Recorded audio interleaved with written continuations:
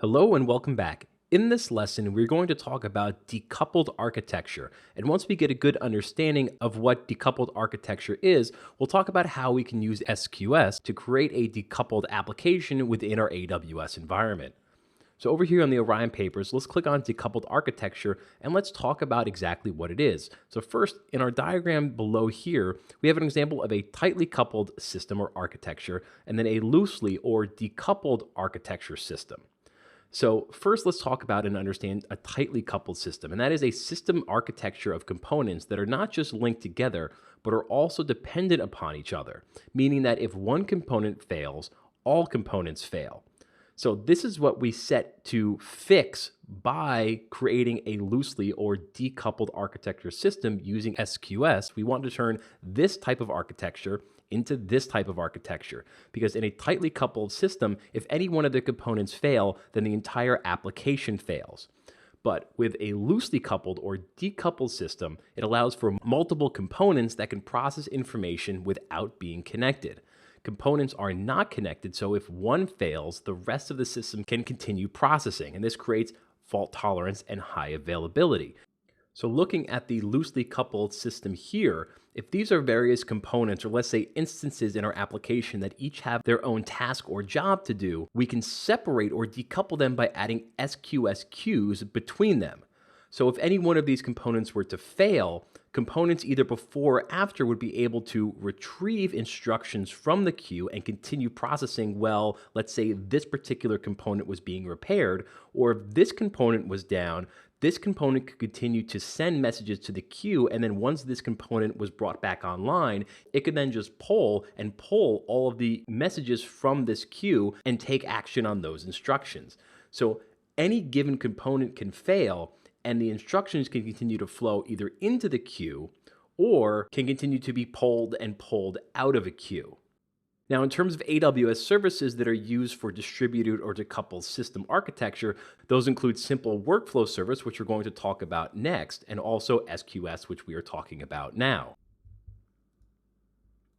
So now taking a look at our specific diagram here, this is an example of an application, and let's say that this particular application will take an uploaded photo and apply a filter. So let's say that you are a customer of this particular application service and you upload a photo to the application. So the photo would come in through Route 53, through the Elastic Load Balancer, and to a particular instance. So let's say this is an instance within an auto-scaling group. So now that the initial photo has been uploaded, that initial photo is then sent and saved in an S3 bucket.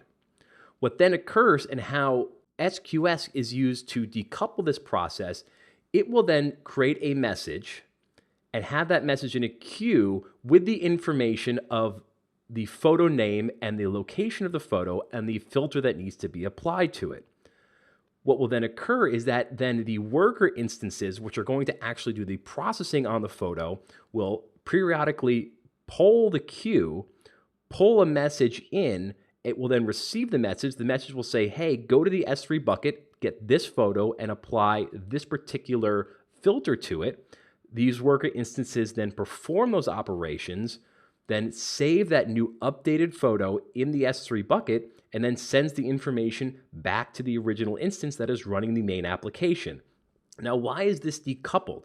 Because if the main instance running the application were to fail, the worker instance could still process images. It could still pull the instructions from the queue. It can pull the messages, get those photos from the S3 bucket, and continue to process them and save the updated photos in the S3 bucket, all without this instance having to be online.